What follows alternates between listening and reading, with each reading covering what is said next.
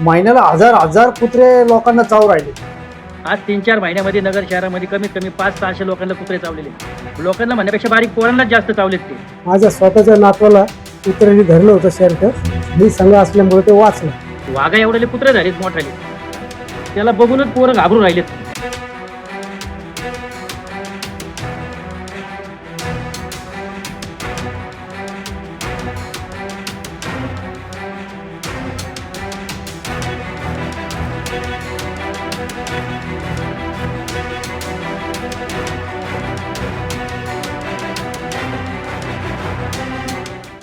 तर महानगरपालिकेला वारंवार विनंती करत आलेलो आहे की बाबा तुम्ही कुत्रे पकडून त्याची हे करा, कुत्रे पकडा. ते कुत्रे पकडले नाही. कुत्रे पकडण्यापेक्षा माझं तर एक म्हणणं आहे की बुवा जे कुत्रे आहेत त्या कुत्र्या पकडून जर त्यांचं नीट निर्वजीकरण केलं तर कमीत कमी ती जे आता ते म्हणतात 25,000. मी हे 2 वर्षापासून आकडा ऐकतो की महानगरपालिका सांगते नगर शहरामध्ये 25,000 कुत्रे आहेत. काय आता ते वाढले नसतील का? निर्बीजीकरण तर होतंय का नाही तेच माहिती नाही. त्याच्या नावाखाली काही पैशाची उलाढाल वेगळ्याच ठिकाणी होऊ राहिलेली. आमची एक व्हॅन नगर शहरात फिरती, अहो ती व्हॅनच दिसत नाही. काय लोक कटाळेत, लोक फोन करतात का याला आरोग्य विभागाला की आमच्या इथं कुत्रे आलेत, कुत्रे ते टाईप पिसाळलेले कुत्रे त्यांना पकडून घेऊन जा. तर महानगरपालिकेकडे ती यंत्रणाच नाही. पण मग पैसे देतात कुणाला हे नेमकं काय? आज 3-4 महिन्यामध्ये नगर शहरामध्ये कमीत कमी 500-600 लोकांना कुत्रे चावलेले. लोकांना म्हणण्यापेक्षा बारीक पोरांनाच जास्त चावलेत ते. आज बारीक पोरांना चावले. आता कालच मी एक व्हिडिओ बघितला, त्याच्या आधी बी मीटिंग झाली होती की बाबा आयुक्त साहेब म्हणले होते नाही त्वरित त्याच्यावर कारवाई करू, आम्ही 4 वॉर्डामध्ये 4 गाड्या फिरू. अहो एक गाडी फिरणार तर 4 गाड्या करून फिरणार आहे. म्हणजे दरवर्षी तुम्ही सांगता की कुत्र्यांसाठी आमचे लाखोनी पैसे जातात, मग हे पैसे जातात कुठं? त्यापेक्षा ते पैसे लोकांच्या टॅक्समध्ये घेऊनच नका ना. लोकांकडून तुम्ही टॅक्स घेता, सगळं घेता, मग लोकांना सुविधाच देता येत नसेल तर घेता कशासाठी? हां आता आज हे बारके आता अजूनपर्यंत जीवितहानी एवढ्या 3-4 महिन्यात झालेली नाही. आता त्याच्या आधी एक 7-8 म्हणजे तुम्हाला सांगतो 1 वर्षभरापूर्वी एक बाईला कुत्रा आडवं गेलो होतं मुकुंदनगर भागामध्ये. ती बाई जागेवर दागवली होती. कोणी भरपाई दिली का पालिकेने? कोणीच भरपाई दिलेली नाही. त्यामुळं आज मला म्हणजे महानगरपालिकेला मला एक कळकळीची विनंती आहे, एक नागरिक म्हणून बोलतोय की बो जे तुम्ही हे कुत्रे आज लहान लहान पोरांना चावू राहिलेत, आज उद्या जर त्याच्यातून एखादं पोरगं दाखवलं तर महानगरपालिका भरपाई देणार नाही आहे. त्यांना काय परत पोराला पोरगं उभं करून देणार नाही आहे. त्याच्यामुळं महानगरपालिकेला एक विनंती आहे की ताबडतोब 4 वॉर्डात 4 व्हॅन ठेवा आणि त्यांचा हेल्पलाईन तुम्ही प्रत्येक नागरिकांना द्या की ह्या हेल्पलाईनवर तुम्हाला फोन करायचा. तुम्ही त्यांना सांगता का नाही? परत ते गोरे ते कोण आहे ते म्हणजे ज्यांच्याकडे ठेका आहे ते म्हणतात आमच्याकडे आता अवेलेबल नाहीत, माणसं नाही आहेत. मग त्यापेक्षा 4 जागेला 4 व्हॅन दिल्या, 4 प्रभाग अधिकाऱ्यांकडे 4 व्हॅन द्या. 4 व्हॅनमध्ये काय होईल की कुणी आणि हेल्पलाईन नंबर दिला तर नागरिकांना बारीकला बारीक माणूस कुत्रे दिसलं की फोन करा की बाबा इथं कुत्रे पिसळलेले आहेत ते घेऊन जा. आणि काय होऊ राहिलं जे कुत्रे पकडतात इथून पकडायचे आणि इकडे दुसऱ्या एरियात आणून सोडायचे. बाकी याच्याशिवाय काही ते निर्बीजीकरण बी होत नाही आणि काहीच होत नाही. दिवसभरातून ते म्हणतात 15 निर्बीजीकरण करतात. मग एवढे 25,000 कुत्रे जर तुमचे मानायचे तर 4 वर्ष ह्यालाच लागतील. मग ते कुत्रे वाढतच राहणार का कमी होणार? त्यापेक्षा त्याचा त्वरित बंदोबस्त करा आणि लोकांचा जीव वाचवा एवढीच हात जोडून विनंती आहे महानगरपालिका आयुक्त साहेबांना. महानगरपालिकेने म्हणजे तुम्हाला सांगतो कोर्टाला सुद्धा धाबेवर ठेवलेलं आहे. कोर्टाने ऑर्डर दिल्यात की ते 2-3 वर्षापूर्वी ऑर्डर दिलेली आहे की कुत्र्यांसाठी एक मोठं शेड उभा करा तिकडं की जेणेकरून लोकांना त्रास होणार नाही. हे कुत्रे तिथं नेऊन निर्मिती करून तिथंच ठेवा. काय पण मग ते दरवर्षी आम्ही विचारलं का ते सांगतात की काम चालू आहे का? काम पुढं चालू आहे, ढगात वरती चालू आहे का जमिनीच्या खाली चालू आहे हे तर काय अजून कुणालाच समजा. आणि नागरिकांना पूर्णपणे करू राहिले ते सगळे. त्यासाठी आमची विनंती आहे की त्वरित यावर कारवाई करा. इथून सगळे कुत्रे नेऊन तिकडे ठेवा. काय कशासाठी? इकडून उचलायचं इकडे सोडायचं, इकडून उचलायचं इकडे सोडायचं. आणि ते कुत्रे बघितले तर एवढे म्हणजे वाघा एवढे कुत्रे झालेत मोठाले. त्याला बघूनच पोरं घाबरून राहिलेत.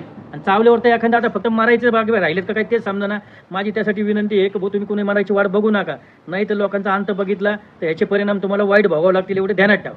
या नगर शहरामध्ये इतक्या मोठ्या प्रमाणात कुत्र्यांची संख्या झाली की 10 माणसांमागे एक कुत्रं अशी परिस्थिती या मोकाट कुत्र्यांची झाली. आणि याचा उपद्रव इतक्या मोठ्या प्रमाणात झालेला आहे की जर पाहिलं तर सिव्हिलमध्ये जर आम्ही माहिती घेऊन विचारलं तर जवळपास महिन्याला हजार हजार कुत्रे लोकांना चावू राहिले. याच्या संदर्भात अनेक लोकांनी महानगरपालिकेमध्ये आवाज उठवला. महानगरपालिकेच्या महासभेमध्ये सुद्धा याचा राडा होतो, बोललं जातं, नगरसेवक भूमिका मांडतात. परंतु 1-2 दिवस ती मोहीम राबवायची, कुत्रे पकडायचे, नाटक करायचे आणि परत जैसे ते परिस्थिती करायची. मागं 15 दिवसापूर्वी एक पिसाळलेलं कुत्रं 40 लोकांना चावलं होतं. आणि काल परत एक लहान मुलीला म्हणजे एखाद्या वाघ कसा पकडतो, बिबट्या कसा पकडतो अशा परिस्थितीमध्ये ते कुत्रं त्या लहान मुलीला चावलंय. संपूर्ण महाराष्ट्रामध्ये बिबट्याची भीती आहे. बिबट्याचं वातावरण संपूर्ण महाराष्ट्रात आहे. परंतु या अहिल्यानगर शहरामध्ये कुठेतरी नागरिक कुत्र्यापासून भयभीत झाले आहेत. म्हणजे या कुत्र्यांसाठी संरक्षित क्षेत्र निर्माण केलं पाहिजे अशी परिस्थिती या अहिल्यानगर शहरामध्ये आणली. अनेक नगरसेवक असतील, आमच्यासारखे काम करणारे, सामाजिक भागात काम करणारे असतील, पालिकेच्या आरोग्य अधिकाऱ्यांना फोन केला तर पालिकेचे आरोग्य अधिकारी फोन सुद्धा उचलत नाही. म्हणजे नागरिकांना कळत नाही कोणापुढं ही व्यथा मांडायची. आमच्या भागात एवढे कुत्रे झाले, एवढे कुत्रे झाले, परंतु लोकांना चावून चावून या नगरच्या लोकांना कुत्र्यांनी हैराण केलंय. 6 नंतर काही काहींचं तर असं होतं, 6 नंतर जर फोन केला तर सरळ सरळ अधिकारी सांगतात, त्यांचे कर्मचारी सांगतात का आता वेळ संपली. म्हणजे 6 नंतर तर दुसऱ्या दिवशी सकाळी 9 पर्यंत लोकांना कुत्रे चावले तरी चालतील पिसायले, अशी परिस्थिती येते. प्रशासन गेंड्याच्या कातडीचं आहे अहिल्यानगर शहरामध्ये.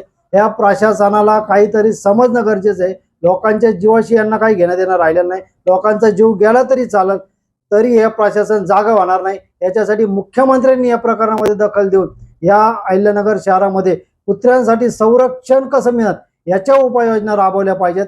वाहनांची संख्या, पकडण्याच्या वाहनांची संख्या वाढवली पाहिजेत, कर्मचाऱ्यांची संख्या वाढवली पाहिजेत, निर्बीजीकरणाची जास्तीत जास्त पैसे उपलब्ध केले पाहिजेत. निर्बीजीकरण केल्यामुळं त्यांची उत्पत्ती जास्त वाढणार नाही. इथं काय हो राहिलं, 5 महिन्यांपूर्वी 25,000 कुत्रे होते, आज या शहरामध्ये 50,000 कुत्रे झाले.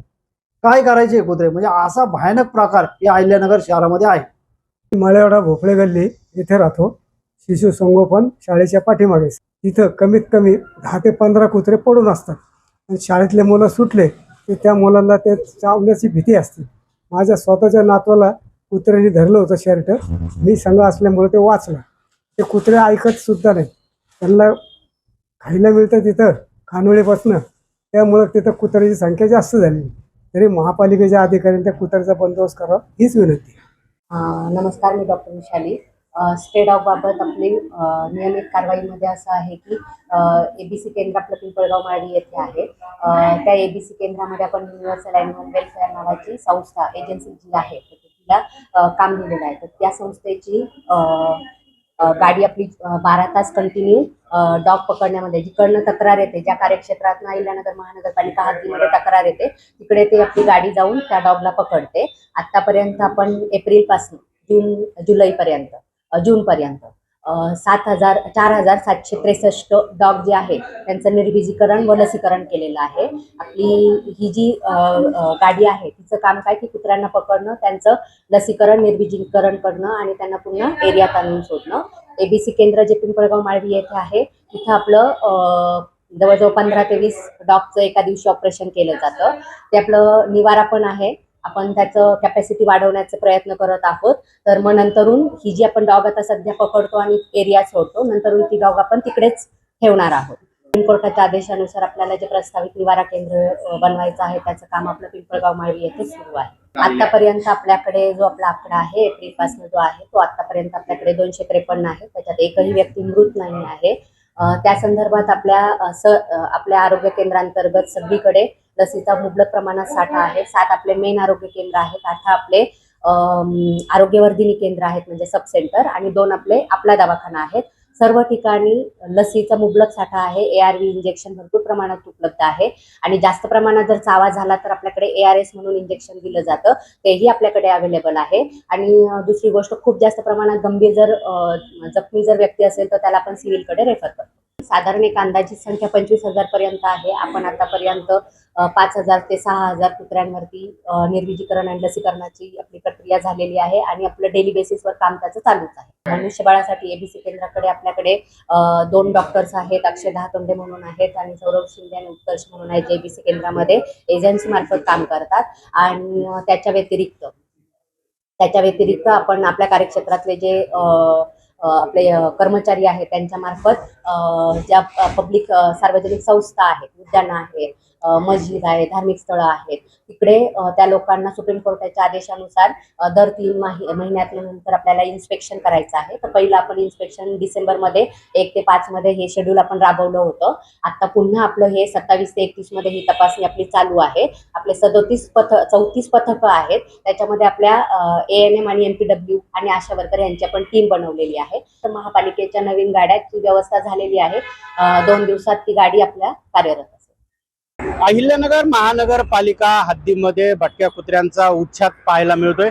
गेल्या 3 महिन्यामध्ये साधारणतः 700 ते 800 नागरिकांना भटक्या कुत्र्यांच्या चाव्यामुळे गंभीर परिणाम भोगावे लागल्याचं पाहायला मिळत आहे।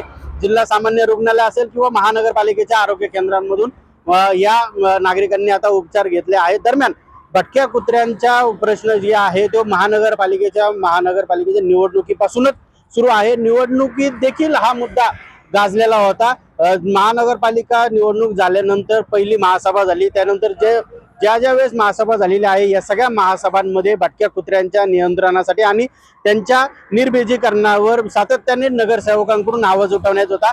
मात्र प्रशासनाकडून केवळ यावर उपाययोजना करू आणि ते आश्वासनं दिले जात असल्याचं आपल्याला पाहायला मिळत आहे।